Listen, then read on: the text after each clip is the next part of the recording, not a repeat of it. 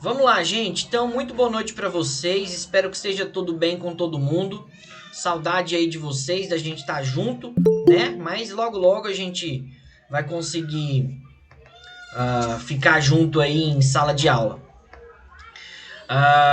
Nós vamos continuar aqui a apresentação do artigo 5º. Nós temos só mais essa aula e outra, né? Nós temos só mais essa aula e outra. Já na próxima quinta, dia 17, já começam as provas, né? Então nós só temos mais duas aulas. Nós temos a aula de hoje para fechar o artigo 5º e nós temos a outra aula para ver sobre controle de constitucionalidade. E é isso que a gente vai ver aqui. Vamos lá. A gente parou no inciso, a gente falou, o último inciso que a gente falou foi o inciso 44. E agora nós vamos falar do inciso 45, beleza? Então todo mundo está conseguindo visualizar aí a Constituição? Todo mundo está conseguindo visualizar, gente, a Constituição?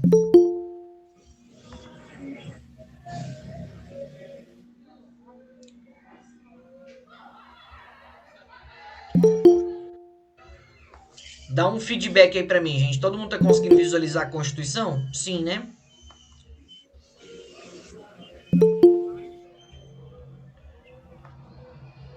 Então, beleza. Então, vamos lá, então. Vamos lá, vamos começar a ver o inciso 45 aqui.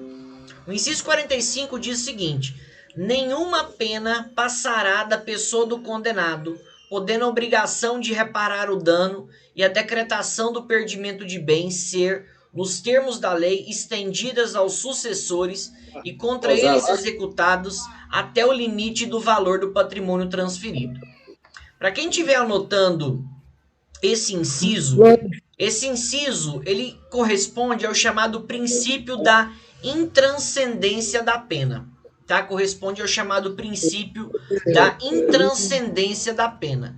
O que é o princípio da intranscendência da pena? Significa, gente, que quando uma pessoa recebe uma pena criminal, quando uma pessoa, ela, por exemplo, ela é condenada criminalmente, essa pena, ela não pode passar, ela não pode ultrapassar a figura do condenado. Então, por exemplo, imagine que eu, Léo, cometa um crime e receba uma pena de 5 anos de reclusão. Eu não posso passar essa pena ou querer que essa pena seja cumprida pelo meu filho. Por exemplo, vamos supor aqui que eu tenho 2 amigos, tá? 2 amigos brothers e melhores amigos. E eu recebo uma pena criminal de 5 anos. Não pode essa pena, por exemplo, eu falar, os meus amigos dizerem o seguinte. Calma aí, tem alguém com o áudio ligado. Wagner, tem como você desligar seu áudio, irmão? Tem como você desligar o seu áudio? Porque tá dando interferência.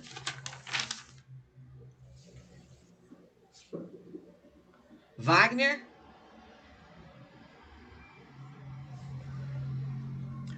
Wagner, tem como você desligar seu áudio que tá dando interferência?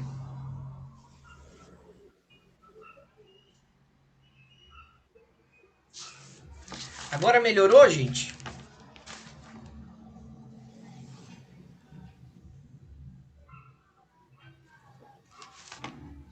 Agora melhorou? Vamos lá.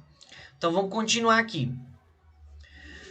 Imagine que eu recebo uma pena criminal de 5 anos. E 2 amigos meus, assim, 2 brother meus, assim, 2 melhores amigos, falam assim, não vamos deixar isso ficar assim, não. Léo, a gente vai pagar a pena por você. Um fala, eu pago 2 anos e meio e eu pago 2 anos e meio por você. Será que isso pode acontecer? Não pode acontecer. Imagina que, por exemplo, um senhor já de idade, uma pessoa que tenha 70, 80 anos, tenha cometido um crime e receba uma pena de 10 anos de prisão. O filho desse senhor, entristecido porque o pai vai passar os últimos anos da prisão, os últimos anos dele na prisão, resolve falar, não, deixa que eu pago a pena pelo meu pai, deixa que eu vou pela cadeia pelo meu pai. Ou seja, o filho tem um ato, né, digamos assim, de compaixão e quer pagar a pena pelo pai dele. Isso não pode acontecer. Se uma pessoa recebe uma pena criminal, se uma pessoa recebe uma pena, essa pena não pode ultrapassar a figura do condenado. A pena ela fica limitada à pessoa que sofreu ela. Seguinte, isso no que diz respeito à pena criminal. Isso no que diz respeito à pena criminal, beleza? E quando eu falo pena criminal, é no sentido realmente de ir pra cadeia, tá, gente? Agora, pode acontecer que a obrigação de reparar o dano e a decretação do perdimento de bens ser estendidas aos sucessores ou contra eles executadas até o limite do valor do patrimônio transferido. Ou seja, os efeitos penais não ultrapassam a figura do condenado. Os efeitos penais permanecem com o condenado. Agora, os efeitos civis, esses sim podem ser podem ser estendidos aos sucessores, podem ser estendidos às pessoas que vão suceder ali o condenado. Por exemplo, imagina a seguinte situação. Imagina que, vamos ver quem está na sala aqui dos meninos, vamos supor o David aqui. Vamos supor que eu vou e xingo o David. Xingo o David de tudo. Falo, David, você é um safado, você é um vagabundo, você não vale nada. E começo a ofender e falar um monte de impropérios para ele. Nesse caso, eu vou cometer o crime de injúria e também vou cometer o crime de difamação, certo? Vamos supor que eu, Léo, seja condenado criminalmente pelo crime de injúria e difamação. E receba ali, sei lá, 3 anos de prisão, 3 anos de reclusão. Essa pena ninguém pode pagar por mim. Essa pena é exclusiva do condenado, porque a pena não pode ultrapassar a figura do condenado. Agora, vamos supor o seguinte, que o David entra contra mim também na esfera civil. Ele entra contra mim pedindo indenização por danos morais, porque eu feri a honra dele, porque a imagem dele foi denegrida. Ele entra no judiciário pedindo uma indenização por danos morais. Se eu, Léo, tiver morrido, ele pode cobrar essa indenização por danos morais dos meus filhos. Beleza? Se eu tiver falecido, ele pode cobrar essa indenização por danos morais, essa reparação do dano dos meus filhos. Mas é o seguinte, no valor do patrimônio transferido. Se, por exemplo, eu deixo para os meus filhos 5 mil reais e o David quer cobrar de mim por indenização por danos morais 10 mil reais, ele só pode cobrar 5 mil reais. Por quê? Porque foi o valor que eu passei para os meus filhos. Foi o valor do patrimônio transferido. Só pode ser cobrado o valor do patrimônio transferido. Beleza? Só pode ser cobrado o valor do patrimônio transferido. Então, por exemplo, imagina a seguinte situação. Vamos dar exemplo aqui com outra pessoa aqui. Vamos colocar o Lelis aqui. Imagine que o Lelis, ele tem o carro dele. E eu, Léo, com raiva do Lelis, vou e arrebento o carro dele. Destrua o carro dele. Pego chave de fenda, pego o martelo, pego o serrote e destruo o carro dele. Acabo com o carro dele. Porque eu tô com raiva dele, porque de alguma forma eu quero prejudicar ele. Eu cometo nesse caso o crime de dano. Eu cometo nesse caso o crime de dano no Código Penal. A pena criminal que eu pegar, só eu posso responder. Só eu fico sujeito a ela.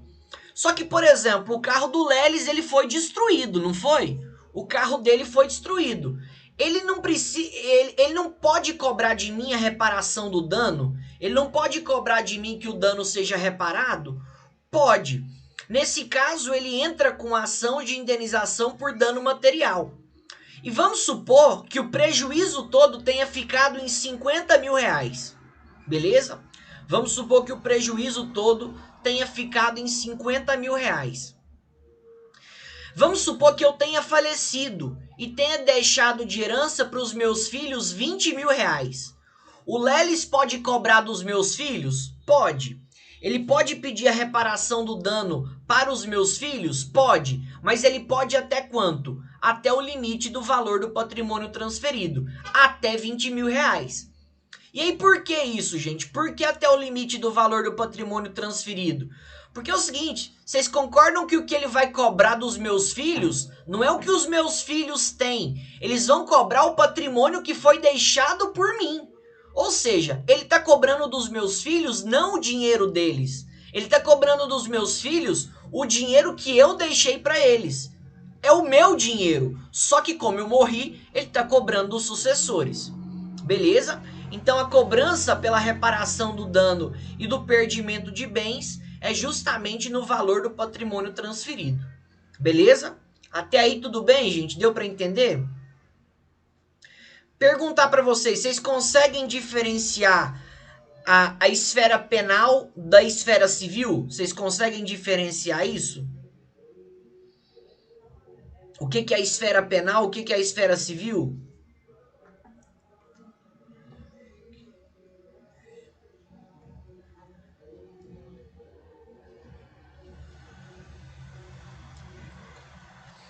A Débora falou não muito. Então vamos lá. Deixar claro assim. O que é a esfera penal? A esfera penal, Débora, seria todas as questões relacionadas à pena de prisão. Então vamos colocar aqui. Quando o direito penal, ele estuda os crimes que são praticados, os crimes que são cometidos. Então o direito penal, ele estuda os crimes. Então, quando uma pessoa ela é punida na esfera penal, ela é punida pelo crime que ela cometeu. E ali ela vai receber uma pena. E aí, normalmente, eu não vou entrar no mérito, porque isso é uma matéria que vocês vão ver lá pra frente, mas normalmente ela recebe uma pena de prisão. Normalmente a pessoa vai pra cadeia. Então, quando a gente fala de efeitos penais, é pena de prisão, é a pessoa ir pra cadeia. Então, quando eu falo que eu, Léo, pego uma pena de 5 anos, quer dizer que eu, Léo, vou ficar 5 anos preso, beleza? Isso é a esfera penal, isso é a esfera criminal. Já quando a gente fala da esfera civil, a gente está falando uma esfera de reparação de dano. Então, pode ser reparação de dano moral ou pode ser reparação de dano material, beleza? A esfera civil, ela envolve as questões em que a pessoa que é culpada, ela deve reparar o dano para outra pessoa, ou por dano moral, dano que ela tenha sofrido ali na sua reputação, na sua dignidade, na sua honra, ou um dano material, que é o exemplo que eu dei do carro do Lelis. Eu cometo um crime, a partir do momento que eu destruo o carro dele, cometo um crime de dano. Recebo uma pena criminal por isso. Mas a esfera civil, ela pode ser reparada. A esfera civil é quanto que eu tenho que pagar para que o carro fique arrumado. Então vamos, eu até utilizei o exemplo aqui do David aqui. Se eu xingo uma pessoa, gente, se eu ofendo ela, se eu acabo com ela, isso pode ter reflexos penais e pode ter reflexos civis. Quais são os reflexos penais ou reflexos criminais? Eu cometer um crime. Qual crime? Crime de injúria, crime de difamação, crime de calúnia. E quais são os efeitos civis? A pessoa pode se sentir ofendida na sua integridade moral, na sua integridade ali, na sua honra, na sua dignidade. Ela pode pedir uma indenização por danos morais, beleza? Então, basicamente, o que eu queria falar? Penal se refere a crime, se refere a pena criminal. Civil se refere a reparação de dano. Pode ser dano patrimonial, material, ou pode ser dano moral. Beleza? Deu para entender? Tranquilo? Então tá beleza. Esse inciso que a gente falou então foi o inciso que se refere ao princípio da intranscendência da pena. Vamos lá para o inciso 46. O inciso 46 diz assim, ó: a lei regulará a individualização da pena e adotará, entre outras, as seguintes. Seguinte, esse é um princípio lá da execução penal. Esse é um princípio que é adotado quando o preso vai cumprir a sua pena. A pena, gente, ela é individualizada. A pena não é a mesma para todo mundo. Por exemplo, imagine que 3 pessoas cometam um crime de homicídio. Vocês acham que as 3 vão pegar a mesma pena?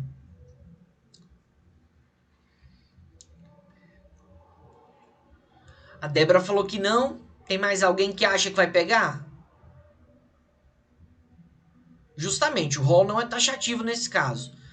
Mas por que 3 pessoas que cometem homicídio, provavelmente elas não vão pegar a mesma pena? Porque pode ser que uma pratique o homicídio através de motivo fútil, pode ser que uma pratique o homicídio com base em um motivo torpe, ou seja, com base em alguma qualificadora. Pode ser que haja alguma atenuante para um, atenuante para outra. Pode ser que, por exemplo, alguma circunstância seja diferente no crime de um quanto no crime de outra. Por exemplo, no caso do crime de roubo, é diferente a pena de um réu primário e de um réu reincidente. Se é a primeira vez que eu pratico um roubo, eu vou ter uma pena diferente de quem já é reincidente e quem já praticou o roubo quem já praticou o roubo 2 ou 3 vezes. Ou seja, porque a reincidência dessa pessoa aumenta a pena do crime. Os antecedentes criminais aumentam a pena do crime. Então, cada pessoa que comete o crime em uma circunstância diferente, de um jeito diferente. Então, por isso que a pena ela é individualizada. A pena ela não pode ser padronizada para todas as pessoas. Por exemplo, todo mundo que praticou furto vai pegar pena de 4 anos. Todo mundo que cometeu estelionato vai pegar uma pena de 6 anos. Não, porque as condições daquele crime, as circunstâncias daquele crime variam. E aí justamente diz o artigo 46 que a lei ela vai regularizar a individualização da pena e adotará, entre outras, as seguintes. Então, quais penas que podem ter? Pode ter pena de privação ou restrição de liberdade, que aí no caso de pena de prisão. Pode ter pena de perda de bens. Pode ter, no caso, uma pena de multa. Pode ter uma prestação social alternativa, que é uma pena alternativa, que é, por exemplo, pagar a cesta básica ou fazer serviço comunitário. Ou pode ter a suspensão ou interdição de direitos. Quando, por exemplo, uma pessoa comete um crime dirigindo ao volante, a pessoa fica suspensa do direito de dirigir. Ou seja, a lei vai adotar uma pena específica para cada situação. Beleza? Agora nós vamos para o inciso 47. O que o Marção colocou aqui? A pena vai variar de acordo com o elemento subjetivo presente na cabeça do autor do coautor. Não só o elemento subjetivo, né, Marção? De acordo com os elementos objetivos também. Da forma como foi praticado um crime. Por exemplo, uma pessoa pode praticar um crime mediante promessa de recompensa, mediante meio insidioso ou cruel, e aí ela vai pegar um homicídio qualificado. Diferente da pessoa que a pessoa mata por matar, ela comete ali um homicídio simples. Então, nesse caso, vai depender, né? Mas não só dos elementos subjetivos, mas também dos elementos objetivos e das circunstâncias que foram praticadas o crime. Vamos lá. Inciso 47. Não haverá penas. Esse inciso é importantíssimo, tá, gente? Não haverá penas de morte, salvo em caso de guerra declarada, nos termos do artigo 84, inciso 19, de caráter perpétuo, de trabalhos forçados, de banimento ou cruéis. Essas cinco penas são... deixa eu só ver o que o Márcio colocou aqui.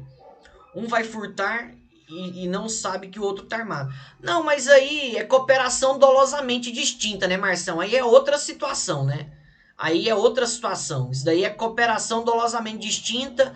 Aí o que não sabia responde pelo crime que pensou em praticar e o outro responde com aumento de pena até a metade. Aí já é cooperação dolosamente distinta lá do 26, aí é outra coisa. Tá bom? Mas eu só falo que cada crime pode ser praticado em uma circunstância e uma condição diferente. Isso daí que você já tá falando a situação de concurso de agentes. É diferente. Isso daí que você tá falando é concurso de pessoas. É outra situação. Então, as penas proibidas, gente, são 5. Essas penas são chamadas de penas proscritas. O que são penas proscritas? Penas proscritas são chamadas de penas proibidas. Então, quais que são as penas que são proibidas de ser cumpridas no nosso ordenamento jurídico, gente? Não sei se vocês já viram, em muitos debates, um candidato fala, ou já vi muita pessoa falando, olha, eu queria que no Brasil tivesse pena de morte. Eu queria que no Brasil tivesse pena de caráter perpétuo. Gente, para acontecer isso aqui no Brasil, precisa ter uma nova Constituição. Porque isso daqui que está previsto no artigo 5º é cláusula pétrea. E não pode sofrer nenhum tipo de emenda constitucional. Então, para que haja prisão perpétua no Brasil, para que haja pena de morte no Brasil, é só fazendo outra Constituição. Com essa Constituição nossa que nós temos, é proibido. Vocês vão ver semestre que vem que o artigo 5º, o rol dele é considerado cláusula pétrea e não pode sofrer modificação, não pode sofrer alteração. Por isso que nesse caso as penas não podem ser alteradas. Então vamos lá. Não haverá pena de morte, e aí o detalhe, não haverá pena de morte salvo em uma situação. Quando que pode haver pena de morte? No caso de guerra declarada. No caso de guerra declarada. Quando houver guerra declarada, ou seja, quando o Brasil estiver em guerra, aí tá liberado, né, gente? Tá liberado haver pena de morte, porque nesse caso vai ser... quem vai reger a situação vai ser o Código Penal Militar. E aí só uma curiosidade para vocês, a pena de morte lá do Código Penal Militar, ela é executada por fuzilamento, tá? Ela é executada por fuzilamento. Então, como regra geral, não pode haver pena de morte no Brasil, salvo no caso de guerra declarada. Não pode haver pena de caráter perpétuo, por exemplo, prisão perpétua, a pessoa pegar uma pena e ficar lá até o fim da sua vida, não pode. Não pode haver pena de trabalhos forçados, tá? Não pode haver pena de trabalhos forçados. Não pode haver pena de banimento, ou seja, mandar a pessoa para outro país, exilar aquela pessoa. E não pode haver penas cruéis. Isso tudo tem o fundamento no chamado princípio da humanização das penas, em que se deve priorizar a dignidade da pessoa humana, mesmo em relação ao preso. Beleza? Vamos lá, próximo.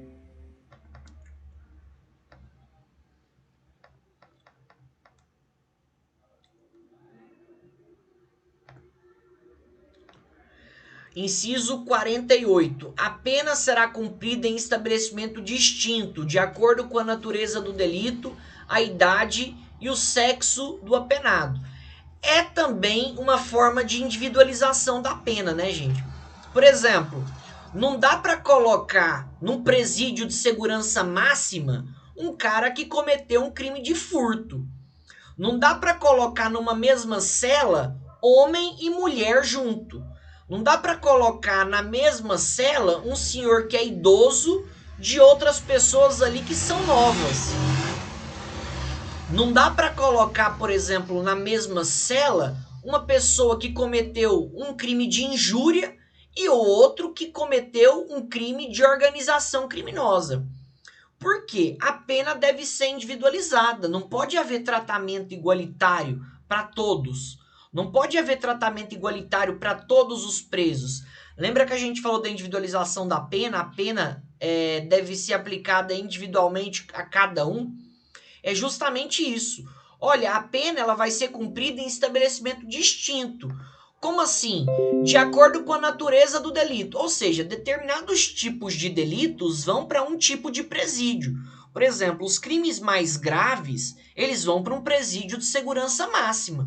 Não adianta você colocar um cara que cometeu, por exemplo, furto, ou um cara que cometeu, por exemplo, um crime de dano, ou um crime contra a honra, num presídio de segurança máxima, junto com um cara lá que é matador, junto com um cara que é de organização criminosa, que é traficante de drogas. Não, porque a pena tem que ser individualizada de acordo com cada pessoa. Então a pena é cumprida em estabelecimento distinto, ou seja, cada presídio, os presídios são diferentes de acordo com o quê, gente?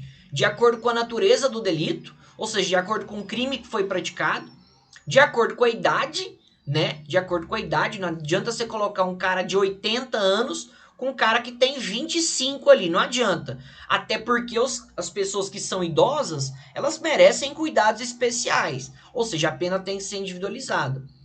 E de acordo com o sexo do apenado. Não dá para colocar mulher e homem junto, né, gente? Não dá para colocar mulher e homem junto. Mulher em uma cela, homem em uma cela, né? Normalmente são em pavilhões separados. Vamos lá. É assegurado ao preso o respeito à integridade física e moral. E aí, volto no princípio da humanização das penas.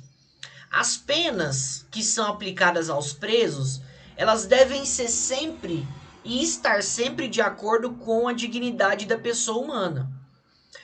O preso, gente, por mais que ele tenha feito algo errado, por mais que ele tenha cometido um crime, ele tem que ser respeitado na sua integridade física ou moral. Por exemplo, um preso não pode apanhar todo dia dos guardas prisionais. Não é porque um cara tá preso que ele vai levar tapa na cara todo dia. Não é porque um cara tá preso que ele vai levar chicotada todo dia. Porque ele tem que ser respeitado na sua integridade física ou moral. Por mais que ele seja um meliante, por mais que ele seja um contraventor, ele precisa ser respeitado na sua integridade. Sei que às vezes é difícil de compreender isso, mas é preciso haver dignidade da pessoa humana em relação aos presos também. Igual a Pamela colocou aqui, é por isso que os presidiários fazem suas próprias leis. É justamente por isso que muitas vezes acabam que os presidiários, eles criam um sistema, né, e eles criam leis próprias ali dentro. Mas, por exemplo, vou dar um exemplo. Isso já aconteceu no presídio aqui em Anápolis. Eu tô aqui em Anápolis, né, moro aqui. O cara tinha sido preso por estupro. O que os guardas prisionais fizeram? Pegaram o cara, tiraram a roupa dele, amarraram ele, pegaram a vassoura e ficaram enfiando lá no fiofó dele. O cara teve um monte de órgão perfurado. O cara teve rim perfurado, teve bacia perfurada, de tanto que os caras ficaram colocando a vassoura lá na onde vocês sabem dele. Seguinte, isso daí é possível? Isso daí é admitido? Não. Por mais que o cara tivesse cometido um crime, e por mais horrendo que tenha sido um crime, esse meliante ele deve ser tratado com dignidade, ele deve ser tratado com respeito. Então a integridade física e moral dos presidiários tem que ser mantidas e tem que ser preservadas. Beleza? Vamos lá, próxima. Artigo 50. Perdão, inciso 50. As presidiárias serão asseguradas condições para que possam permanecer com seus filhos durante o período de amamentação. De novo, o princípio da humanização das penas. Se tem uma mulher, uma presidiária que está cumprindo pena, se ela tem filho, ela tem direito de ficar com ele durante o período de amamentação. Ela deve ser assegurada condição, ou devem ser asseguradas meios para que elas fiquem com seus filhos durante esse período de amamentação. Então a presidiária que acabou de dar luz, ela tem direito, pelo menos durante o período de amamentação, de ficar com seus filhos. Beleza? Vamos lá, próxima.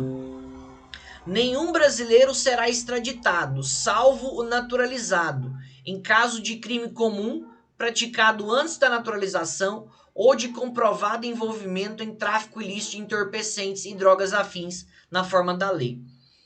Beleza. Essa é uma matéria que vocês vão ver depois.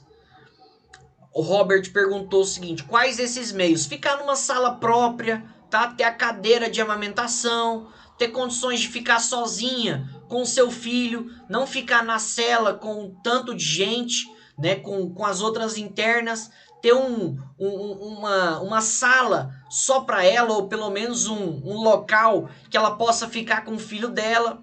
esses meios, ou seja, meios e condições que garantam que ela possa amamentar de forma tranquila, né? Uma água, estar num lugar menos insalubre, estar num lugar mais limpo, né? Roupas adequadas, certo? Mas vamos lá. O que é extradição? Isso daí vocês vão ver em direito penal. Não quero tanto me antecipar, mas basicamente eu quero falar o seguinte. O que é extradição? Extradição é quando um país entrega um cidadão para ser julgado por outro país, tá bom? Extradição é o meio ou processo no qual um país entrega um cidadão para ser julgado por outro país. Imagina o seguinte, imagina que um brasileiro, imagina que eu vou lá para os Estados Unidos, vou lá no outlet e fico louco. Vou lá no outlet e vejo tudo barato. Vou, saio correndo, pego um monte de roupa e não pago por nenhuma dessas roupas. Compro um bilhete para embarcar e volto pro Brasil. Cometi um crime nos Estados Unidos, certo? Cometi um crime nos Estados Unidos. Só que agora eu tô aqui no Brasil. Os Estados Unidos, eles podem pedir a minha extradição? Os Estados Unidos podem pedir para que eu seja julgado lá? Pode. Mas o Brasil, ele não vai me extraditar. Por que o Brasil não vai me extraditar? Porque o Brasil, ele não extradita os brasileiros natos. O que são os brasileiros natos? Como regra geral, os brasileiros natos são aqueles que nascem no Brasil, são aqueles que são filhos de pais brasileiros, que estão a serviço do Brasil no exterior, ou aqueles que são filhos de brasileiros nascidos no exterior e foram registrados em repartição brasileira competente. Eu não vou explicar tanto essa questão de brasileiro nato e naturalizado, porque isso vocês vão ver semestre que vem. Mas o que são brasileiros natos? Basicamente, brasileiros natos são aqueles brasileiros de origem, aqueles que nasceram, por exemplo, no Brasil. São 3 tipos de brasileiros natos. Quais são os brasileiros natos?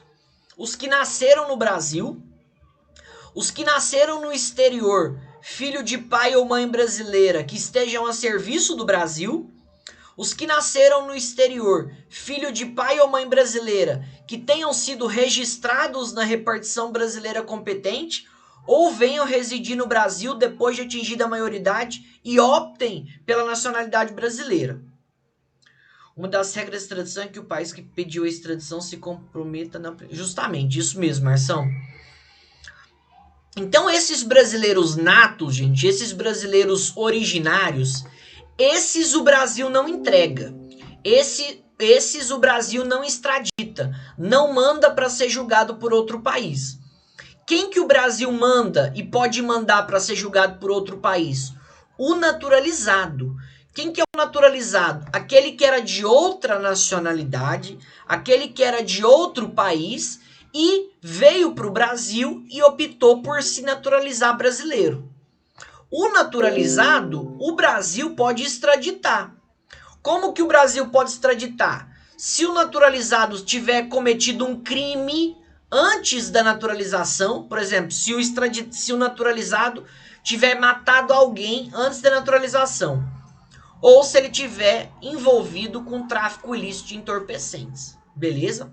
Então, como regra geral, o Brasil não extradita brasileiros natos, só os naturalizados, quando, no caso deles ter praticado o crime comum antes da naturalização, ou ter envolvimento com tráfico ilícito de entorpecentes. Próximo, 52. Não será concedida a extradição de estrangeiro por crime político ou de opinião. Não irá ou não se vai extraditar um estrangeiro porque ele cometeu um crime político ou de opinião.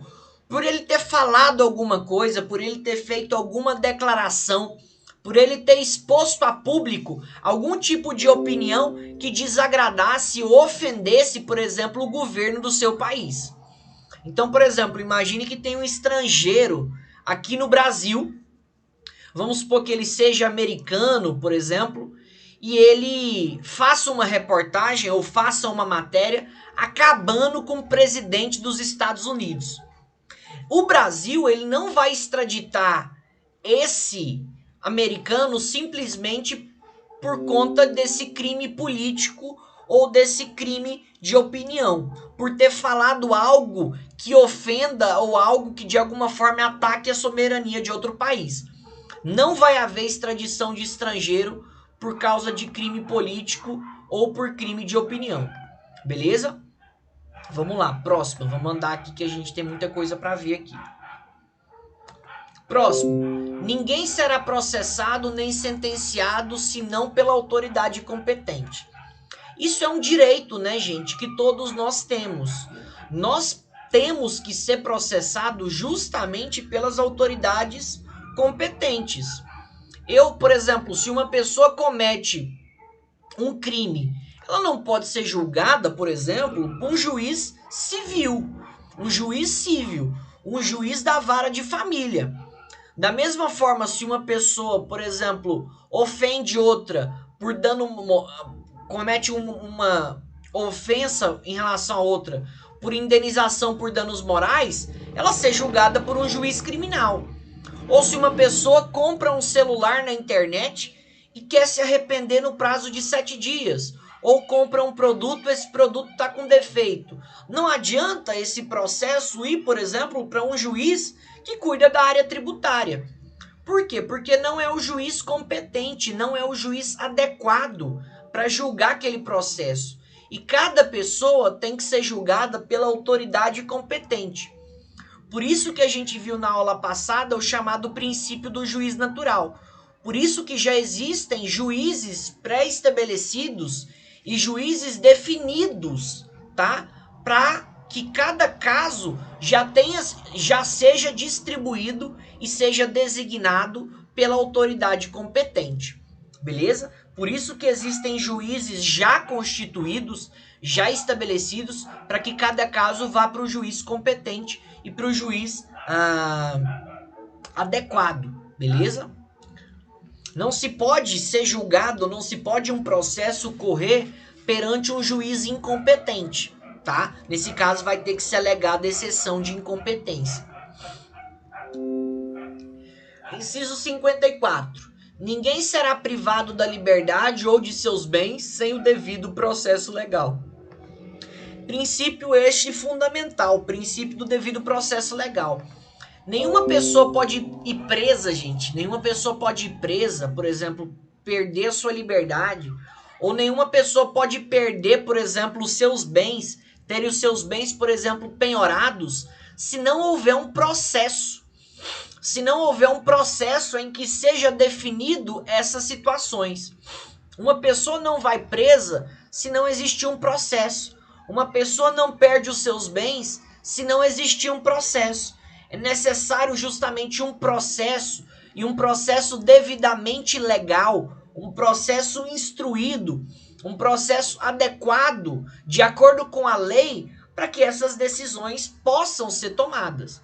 Então, né, ninguém vai preso, ou ninguém vai cumprir uma pena, ou ninguém vai perder os seus bens se não existir o devido processo legal. É necessário que exista um processo legal, é necessário que exista um processo segundo e de acordo com a lei, para que essas situações sejam estabelecidas.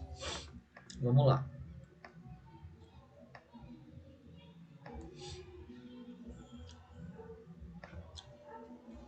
Vamos lá, próxima.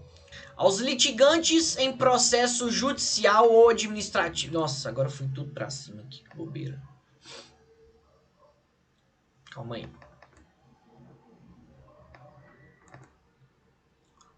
Ó, aos litigantes em processo judicial ou administrativo e aos acusados em geral serão assegurados o contraditório e a ampla defesa, com os meios e recursos a ela inerentes.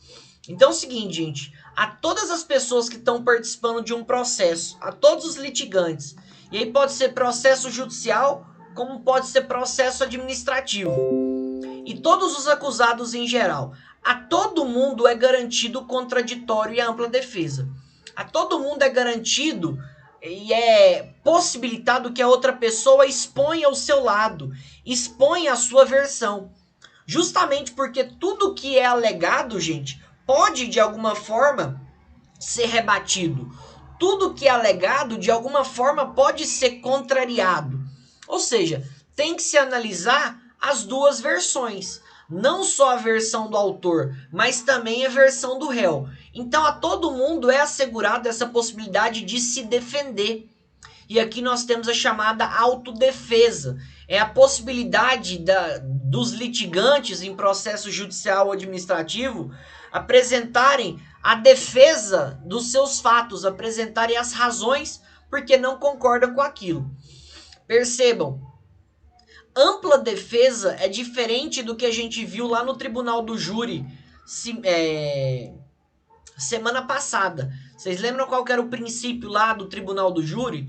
Lá era plenitude de defesa, lá era plena defesa. Aqui é ampla defesa. Lembrando que a plenitude de defesa, a plena defesa, é maior do que a ampla defesa, tá bom? Mas é garantido essa ampla defesa, a possibilidade de responder, a possibilidade de não concordar com aquilo que foi dito e externar e mostrar os seus pontos. Beleza? Próximo. Inciso 56, né? 56. São inadmissíveis no processo as provas omitidas por meio ilícito. Algo que vocês vão ver lá no Direito Processual Penal. Quem quiser anotar, isso tá no artigo 157 do Código de Processo Penal. Gente, no processo não podem haver provas ilícitas. As provas devem ser obtidas por meios legais, por meios lícitos. Não se pode obter provas ou se achar provas de maneira ilegal. Por exemplo, imagina que uma pessoa está sendo acusada de um crime de homicídio e não acha prova, não acha prova, não acha prova. Vamos supor que os policiais, então, resolvem entrar na casa do réu, arrombar a casa para procurar alguma coisa que incrimine eles lá. Nesse caso, entrar na casa do réu sem mandado, sem autorização judicial, qualquer coisa que eles acharem ali, é lícito ou ilícito? O que vocês acham?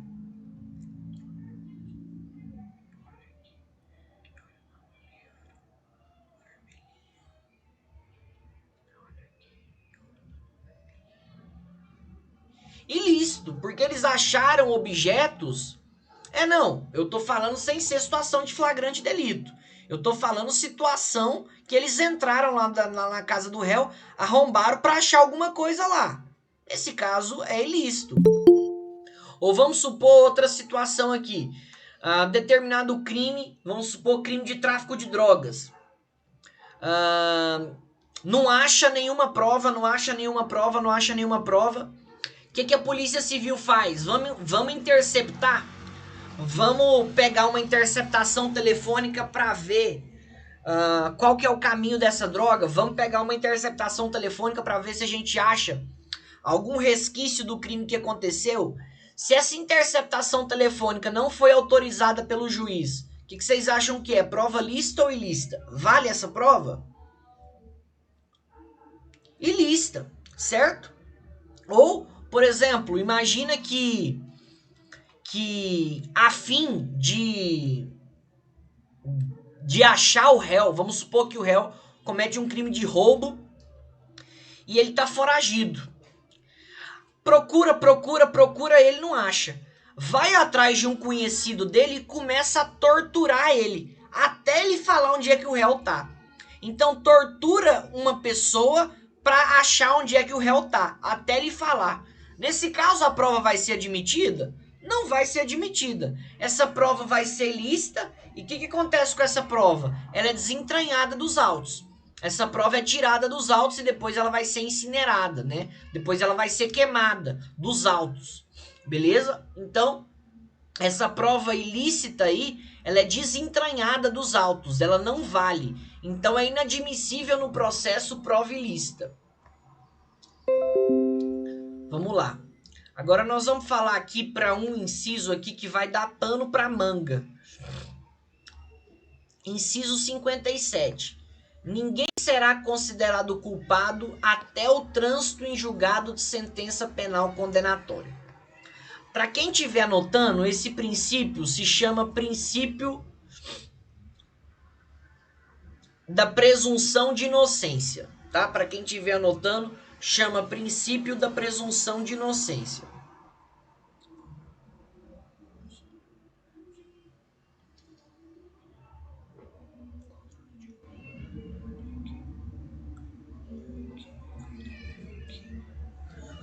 Beleza? Pode ser princípio da presunção de... Vamos anotar aqui.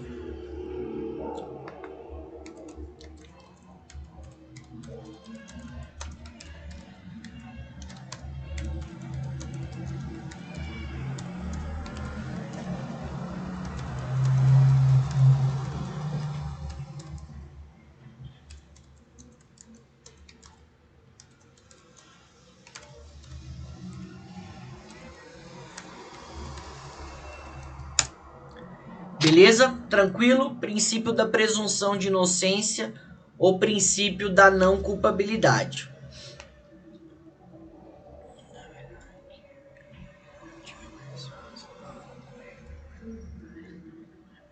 O que é esse princípio da presunção de inocência ou princípio da não culpabilidade?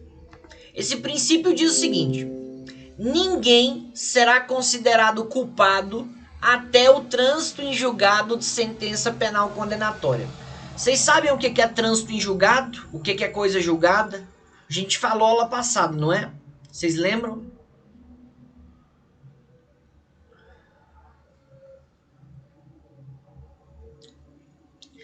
Trânsito em julgado ou, né, coisa julgada é a decisão judicial da qual não cabe mais recurso. Justamente, é isso mesmo. Então é o seguinte, o que diz esse inciso? Diz o seguinte, olha, até ter transitado em julgado a sentença penal condenatória, ninguém vai ser considerado culpado. Até transitar em julgado a sentença condenatória, o réu vai ser presumivelmente inocente. Ou seja, não se pode ir para a prisão sem que tenha se esgotado os recursos. Ninguém pode ir preso, ou seja, ser considerado culpado, se não se esgotar todos os recursos. Até aí tudo bem. Só que o STF começou a bagunçar a cabeça de todo mundo. O que o STF fez? O STF, se eu não me engano... Não, mas aí prisão preventiva não entra aqui, né, Rodrigão? Aí na questão da prisão preventiva é a questão da prisão cautelar. E é para fins de instrução processual. Ela não é prisão definitiva, né? Eu tô falando aqui de prisão processual. Aí você tá falando de prisão pré-processual. Nesse caso pode haver prisão em flagrante, pode haver prisão preventiva, pode haver prisão temporária. Mas essa prisão não é definitiva. Essa prisão não é definitiva e essa prisão não conta como cumprimento da pena. Tá? Então eu tô falando de decisão ali definitiva, tá bom? Essas pré-processuais aí vale, essas pré-processuais ali vale. Prisão preventiva, lembrando, não são prisões definitivas, né? Então por isso que vai poder haver um flagrante, uma preventiva, uma temporária. Vamos lá. O que o STF fez? Se eu não me engano, em 2013, o que o STF decidiu? Olha, quem for condenado em segunda instância, pode cumprir pena. Quem for condenado em segunda instância, ou seja, quem for condenado por tribunal, no TJ ou no TRF, já pode cumprir pena, já é considerado culpado. Porque qual que é o entendimento? Quando o processo sobe, tá, gente, em grau de recurso para o TJ ou TRF, e eles decidem, o mérito da questão, o conteúdo da questão, se o cara é culpado ou inocente, já está decidido. Os outros recursos que vão subir para o STJ ou que vão subir para o STF são recursos meramente formais, que vão analisar formalidades do processo. Mas o conteúdo do processo, se o cara é culpado ou inocente, é decidido em segundo grau. É decidido pelo TJ ou pelo TRF. ou seja, decidido pelo tribunal. E aí o STF decidiu isso. Calma aí. No Brasil, há uma possibilidade de julgamento sem condenar por crime cometido? Eu não entendi, Wagner. Qual que é essa possibilidade de julgamento sem condenar por crime cometido? Eu não entendi. Mas vamos lá, vamos continuar. Ah, isso estava acontecendo normalmente, né, gente? Quem era condenado em segunda instância ia cumprir pena, que no meu entendimento, no meu mero entendimento, e é a minha posição, eu acho que deve acontecer dessa forma. Foi para a primeira instância, foi condenado. Subiu para a segunda instância, foi condenado de novo, pode cumprir pena. Por quê? Porque o conteúdo já vai estar decidido. Se o cara é culpado ou inocente, já vai estar decidido. Os outros recursos são meramente formais, são de formalidade, são recursos muitas vezes protelatório, só para enrolar o processo. Só que aí estava tudo correndo bem até o julgamento do Lula. No julgamento do Lula, e aí coincidências à parte, no julgamento do Lula, o STF mudou a decisão dele. No julgamento do Lula, o STF considerou o seguinte: olha, só pode cumprir pena, só pode ir para prisão depois de esgotado todas as instâncias. Ou seja, até esgotar os 1.500 recursos, o réu tem que ficar em liberdade. Cumpre pena em liberdade. Beleza?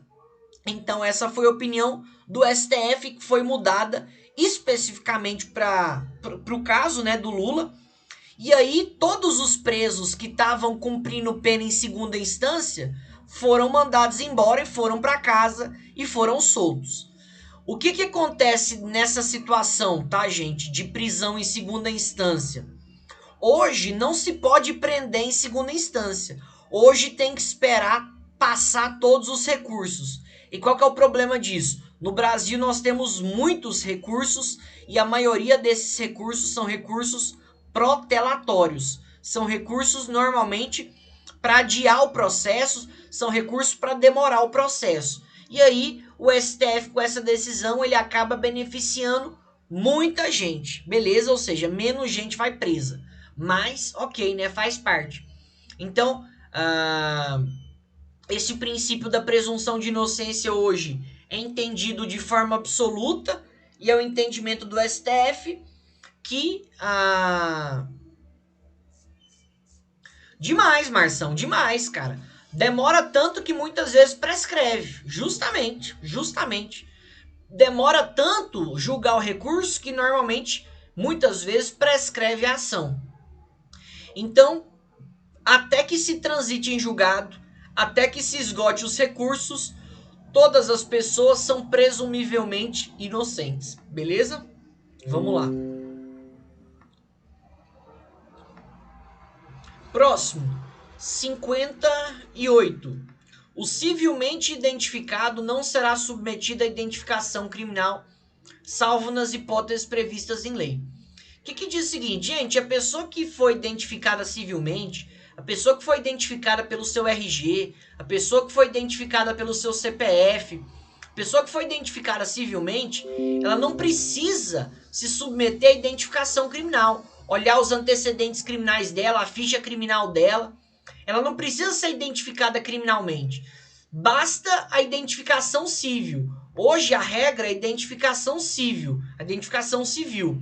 A identificação criminal é só em alguns casos, por exemplo, organização criminosa, tráfico ilícito de entorpecentes. Nesse caso, deve ser feita a identificação criminal. Mas, como regra, a identificação no Brasil é identificação civil. Mostrando os documentos pessoais, já está identificado, não precisa fazer a identificação criminal, olhando antecedentes criminais, ficha criminal. Beleza?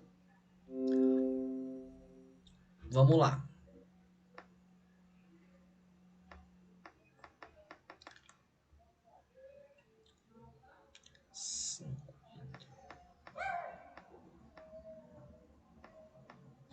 Vamos um pouquinho mais rápido aqui, tá, gente? Será admitida ação privada nos crimes de ação pública se esta não for intentada no prazo legal. Ação pública é aquela que é feita pelo Ministério Público, tá? Ação pública é aquela que é feita, que ela é iniciada, que ela é inaugurada pelo Ministério Público. O Ministério Público tem 6 meses para iniciar uma ação. O Ministério Público ele tem 6 meses para começar um processo. Se o Ministério Público ele se esquece do prazo, ou se o Ministério Público ultrapassa o prazo, aí nesse caso a vítima pode entrar com ação privada no lugar dela, tá? No lugar do Ministério Público. Então, como regra, os crimes são de ação pública e cabe ao Ministério Público entrar com os processos ou dar início aos processos no prazo de 6 meses do conhecimento da autoria. Se passou 6 meses do conhecimento da autoria, não ficaram, o Ministério Público não deu entrada na ação, a vítima pode entrar com a ação privada. Próxima. A lei só poderá restringir a publicidade dos atos processuais quanto a defesa da intimidade e o interesse social o exigirem.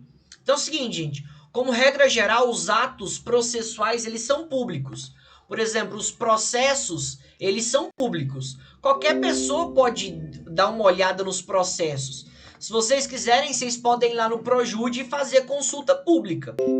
Agora, no caso quando houver defesa da intimidade ou interesse social, aí nesse caso os processos podem correr em segredo de justiça.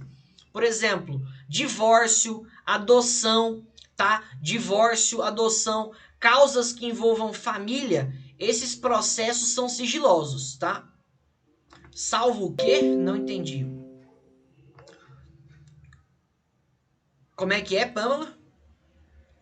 Salvo quando for para defesa da intimidade ou interesse social.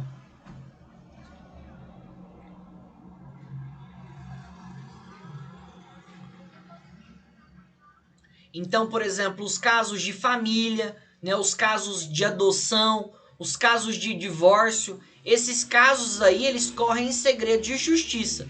Esses casos aí, eles não são públicos, tá? Esses casos aí, eles são sigilosos. Vamos lá, próximo. Ninguém será preso senão em flagrante delito ou por ordem escrita e fundamentada de autoridade judiciária competente, salvo no caso de transgressão militar ou crime propriamente militar.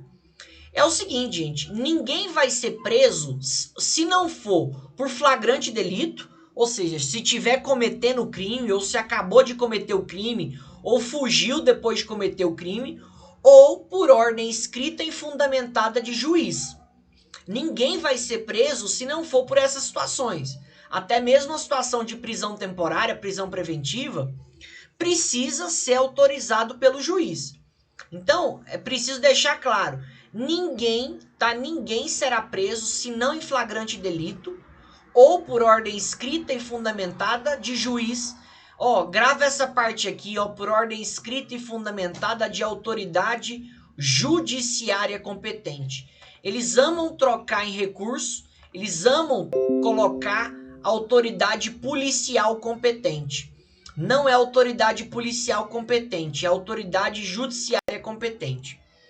A Sueni colocou aqui, o advogado que deve pedir isso aí. Normalmente o juiz já dá, Sueni. Normalmente o juiz ele já estabelece que o processo corre em segredo de justiça. Tá? Até porque a lei determina. Agora, se o juiz não tiver colocado, o advogado pode pedir. Tá?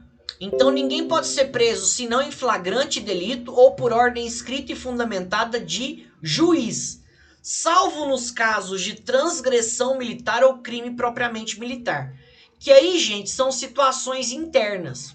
A questão lá dos militares são regras internas. Por exemplo, já viram que lá no militarismo o comandante pode mandar prender o cara, você vai ficar 3 dias de prisão, 2 dias de prisão.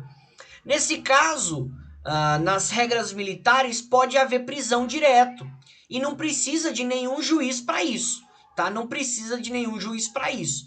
Até tem o Código Penal Militar e tem outras leis referentes a isso. tem os regimentos internos, tá? Então, nesse caso de transgressão militar ou crime propriamente militar, pode ser atribuída prisão ao militar sem necessariamente ordem do juiz, beleza? Vamos lá. A prisão de qualquer pessoa e o local onde se encontre serão comunicadas imediatamente ao juiz competente e à família do preso ou pessoa por ele indicada. Essa questão aqui caiu na minha prova de OAB de segunda fase. Quando uma pessoa é presa, tá? Quando uma pessoa é presa,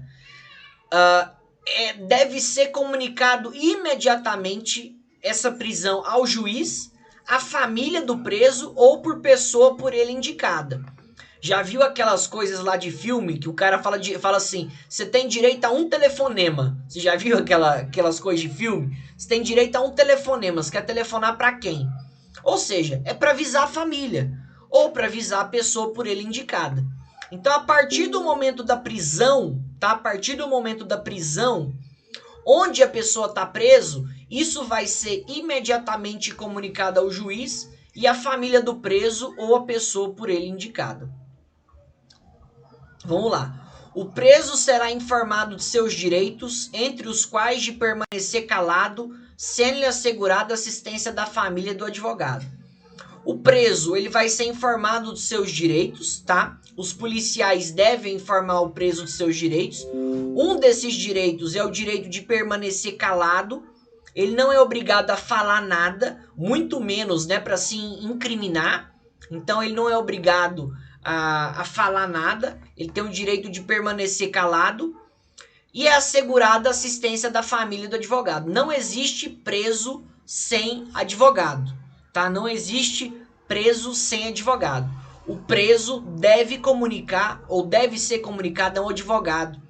Se o preso não conseguir um advogado contratado, o juiz tem que nomear um dativo para ele, tá? Se o preso não conseguir um advogado contratado que ele pague, aí o juiz tem que determinar um advogado dativo para o preso, mas o preso não pode ficar sem advogado. Próximo, inciso 64. O preso tem direito à identificação dos responsáveis por sua prisão ou por seu interrogatório policial, tá? Isso daí é outro direito do preso. O preso tem direito a identificar ou saber quem que foram os policiais que o prenderam, tá? O preso tem direito a saber quais foram os policiais que o prenderam e tem direito a saber quem que vão ser os responsáveis pelo seu interrogatório policial. Então o preso tem o direito de saber, tá? De identificar os responsáveis pela sua prisão, ou seja, quem prendeu ele, ou pelo interrogatório policial. O preso tem esse direito. Vamos lá. A prisão ilegal será imediatamente relaxada pela autoridade judiciária. Seguinte, gente, a prisão, várias prisões que são feitas de maneira ilegal, tá? Várias prisões que são feitas de maneira ilegal. Quando há... Calma aí. Professor, quando o advogado vai advogar uma causa, ele que exige prova verbal e prova objetiva no papel? Não, vai ter audiência de instrução e julgamento para isso, Wagner. Vai ter uma audiência específica para isso, chamada de audiência de instrução e julgamento. Beleza? Então a prisão ilegal ela será imediatamente relaxada pela autoridade judiciária. Toda prisão que se torna ilegal, por exemplo, uma prisão preventiva.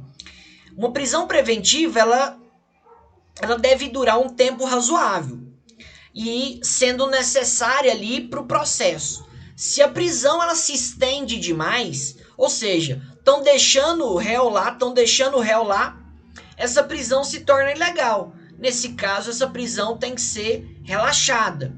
Ou, por exemplo, súmula vinculante número 11, uso de algemas.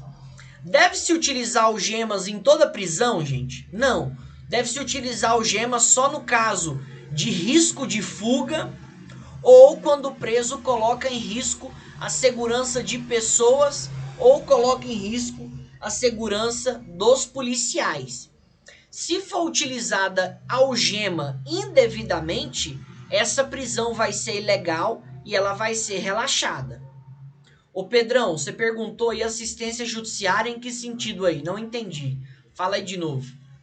Então a prisão ilegal, gente, uma prisão, para ela valer, ela tem que ser legal. Qualquer tipo de prisão ilegal, ela deve ser relaxada. Prisões ilegais, elas devem ser relaxadas.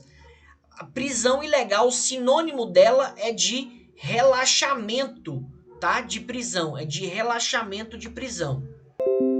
Vamos lá, próxima. Ninguém será levado à prisão ou nela mantido quando a lei admitir a liberdade provisória com ou sem fiança. Não vou falar esses dispositivos aqui para qual prisão é considerada relaxada? A ilegal.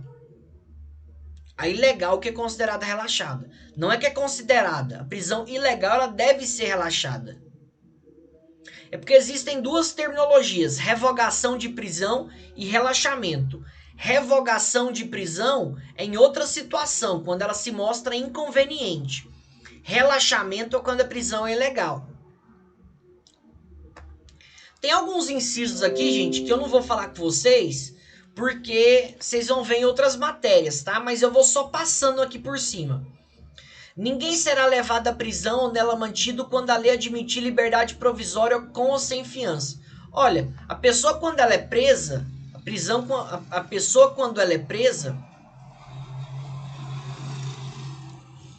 Não, quando o preso não tem dinheiro para custear o trabalho do advogado, é o juiz nomeia um advogado ativo. O juiz nomeia um advogado ativo. E aí o réu não paga nada. Tá? É assistência judiciária, né? Gratuita. Mas é na forma e na matéria, Lucas. Na forma e na matéria. Sendo a prisão ilegal, deve ser relaxada.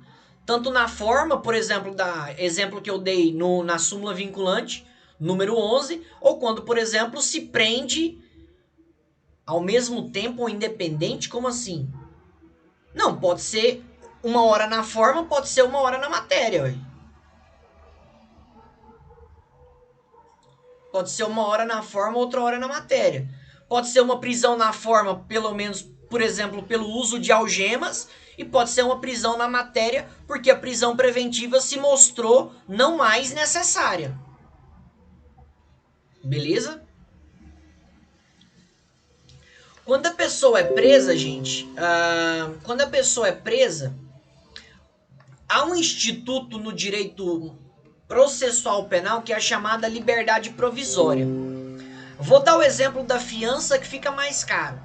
O que é a fiança? Vocês já viram que tem pessoas que são presas, elas pagam determinado valor e saem da prisão? Vocês já viram isso?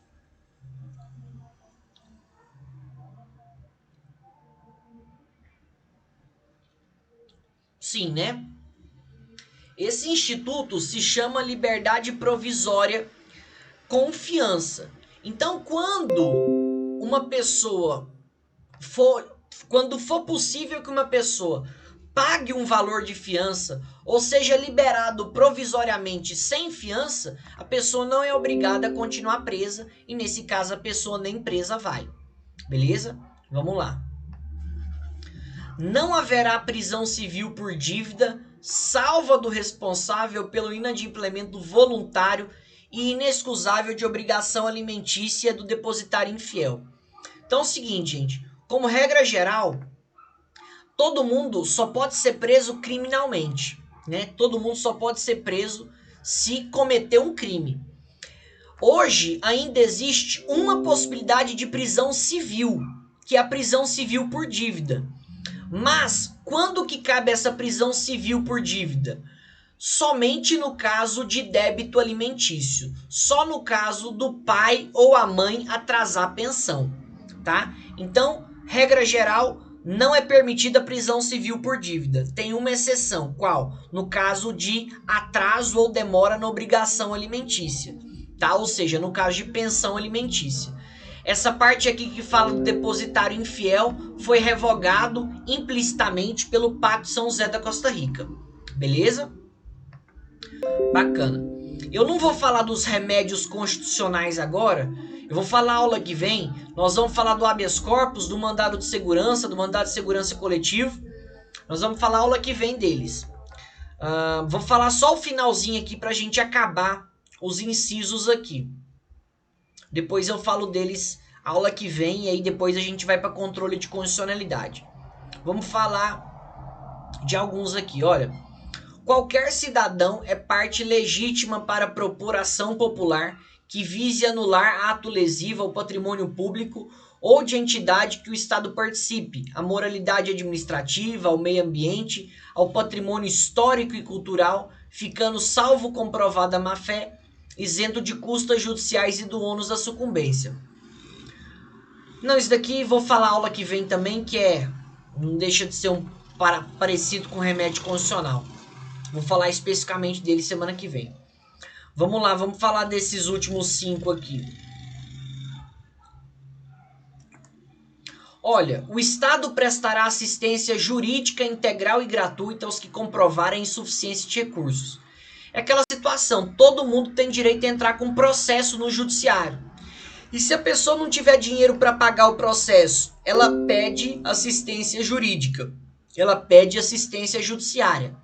Lei 1060 de 50, tá? Nesse caso, o Estado vai prestar assistência jurídica integral e gratuita aos que comprovarem insuficiência de recursos.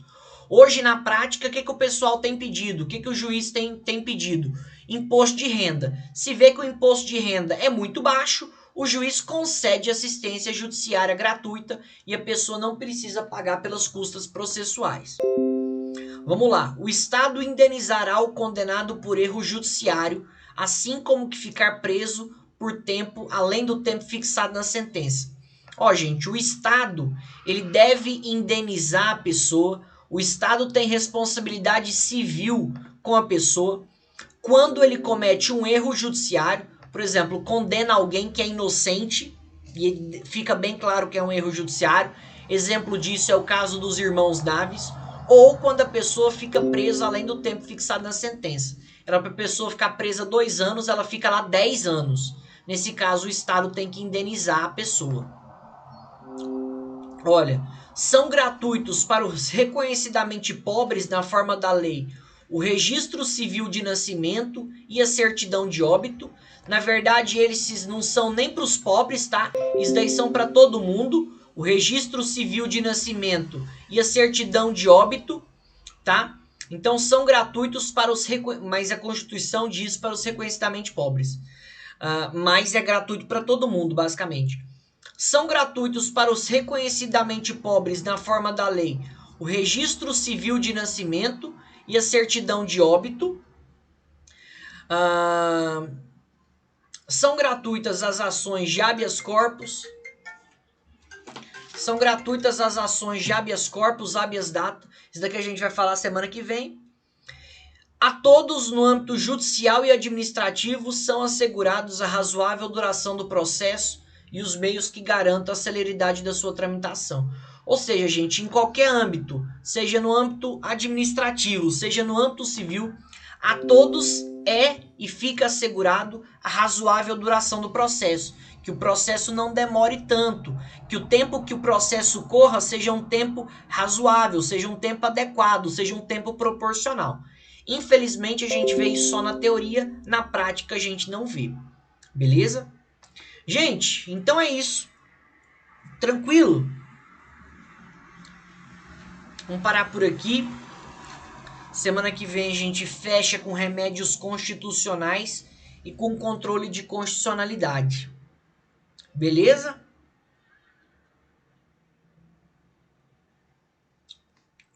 Fechado? Espero que tenha sido legal, gente. Espero que vocês possam ter, de alguma forma, possa ter acrescentado aí, possa ter, de alguma forma, sei lá, colaborado aí com vocês. Beleza? Valeu demais, gente. Deus abençoe. Tamo junto sempre. E fiquem com Deus. Excelente semana. Tá bom? Deus abençoe. Abraço.